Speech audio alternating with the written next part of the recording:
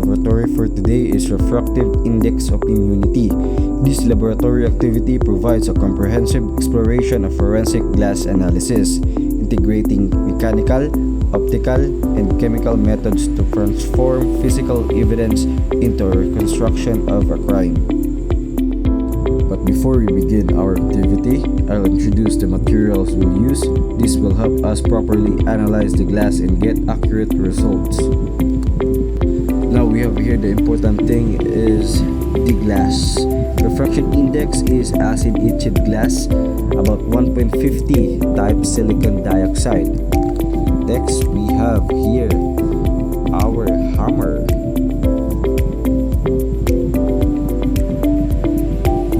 We have also the gloves and cloth. We have also a magnifying glass.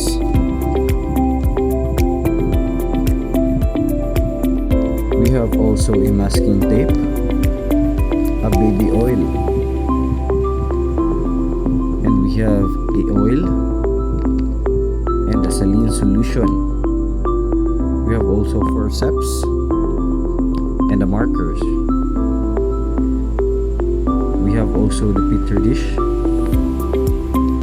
and our distilled water. So now that we are done introducing the materials, we can proceed to the actual process of analyzing the glass sample. So at this part of activity, we are observing the fracture patterns of the glass. As we can see, there are 5 points of impact present on the surface. From these points, radial cracks are formed, which spread outward like spokes from the center of each impact. These cracks help us identify where the force was applied and give us an idea of how the glass was broken. Based on this pattern, we can begin to analyze the sequence and direction of the impact. So in this part, we determine the sequence of impact from the first up to the last. We base on determination rule, which states that newer cracks will stop once they meet an already existing fracture. As we observe the glass, we trace the radial cracks from each impact point and see where they end. The impact whose cracks continue without interruption is then identified as the first impact. Meanwhile, cracks that stops when they meet others indicates later impacts. By carefully analyzing this interaction, we conclude the order of impacts, allowing us to reconstruct what happened step by step. So now at this part of our laboratory activity, we are getting a small sample of a glass that will be used for refractive index testing. Using forceps, we carefully pick the glass fragments to avoid contamination and for safety purposes because the edge may be sharp.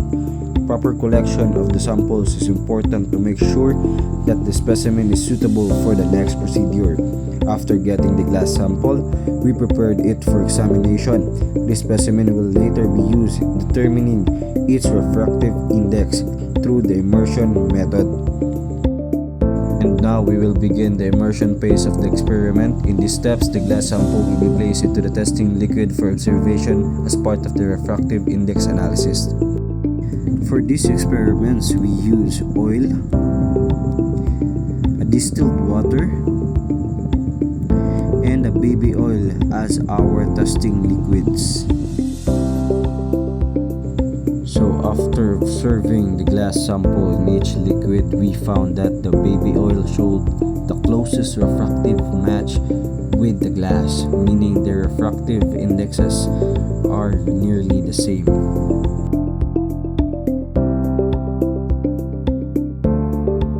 And now let's proceed. So in these steps, we will draw a line along the radial fractures to reconstruct what happened and determine which impact occurred first.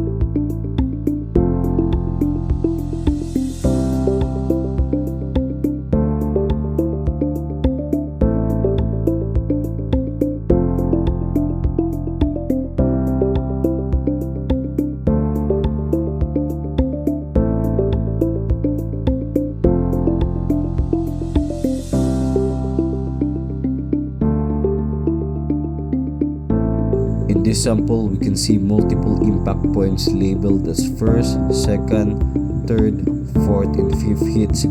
Each of these created radial fractures which spread outward like spokes of a wheel.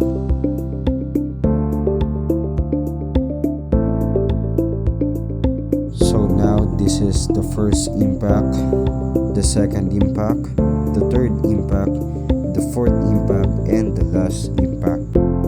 So now, as you can see in the first impact, we begin by tracing the radial fractures from the first hit.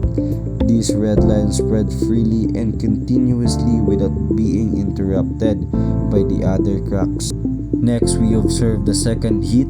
The blue radial fractures start to spread outward, but some of them stop when they meet the earlier cracks from the first hit.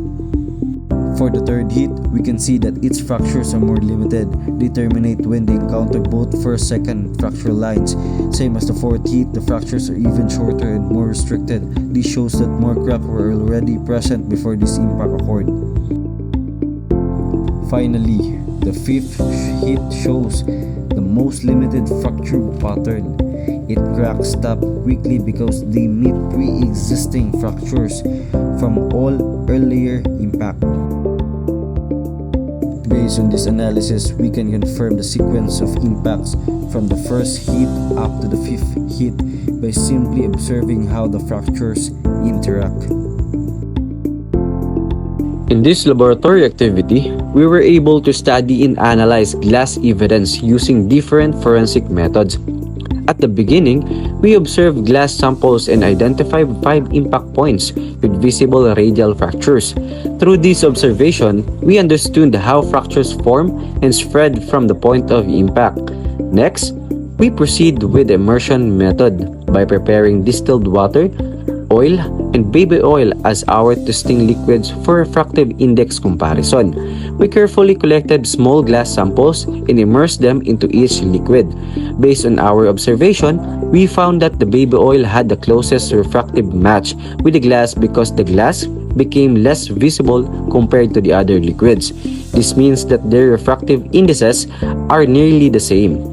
After that, we perform fracture sequencing by tracing the radial fracture lines using red, blue, and black markers.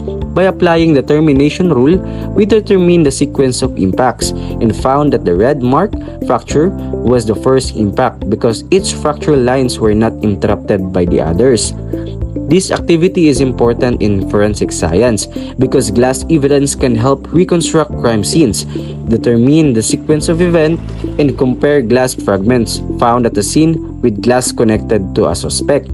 Through refractive index analysis and fracture sequencing, the investigator can identify and match glass evidence accurately, making it a valuable tool in solving cases.